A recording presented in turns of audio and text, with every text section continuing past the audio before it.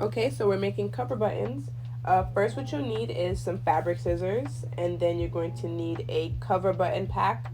The size doesn't really matter, and it has the directions on the back as well.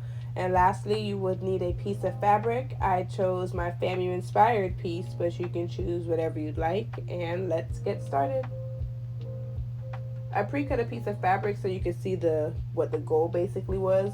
And what you'll want to do is you want to place your button shell on a piece of fabric and cut about a half an inch around it. And the reason why you want to do a half an inch is because you'll need to kind of stuff the button shell in a second, and you'll see what I'm talking about. So what I'm going to do is I'm going to go ahead and cut this out. And I like to round off my corners when I cut them out, just because, I mean, that's the shape. But if you can cut it out in a circle from the jump, then that's even better.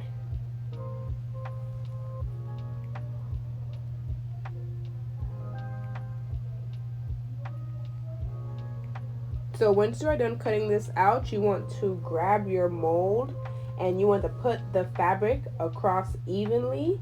And once the fabric is across evenly, you want to push your button shell face down and push it down into the mold. It gets a little tricky, so you'll see me using my nails, but when you push it down, you'll see what it's supposed to look on the back side and what it's supposed to look on the front side.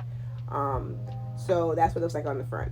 So continue to kind of fold over the fabric because you're going to place the back on the top of it to kind of close it down like a little lid.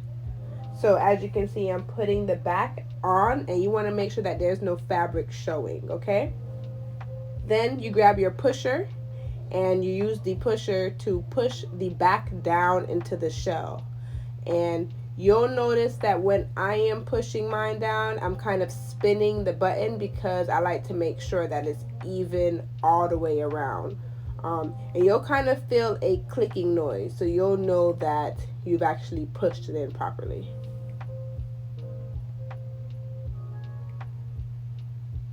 So then you just go ahead and you pop it out.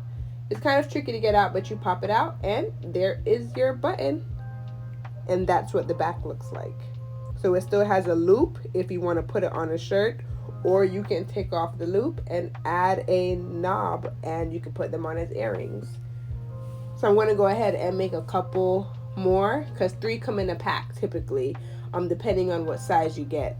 So yeah, I'm going to make a couple more and you guys let me know what you think.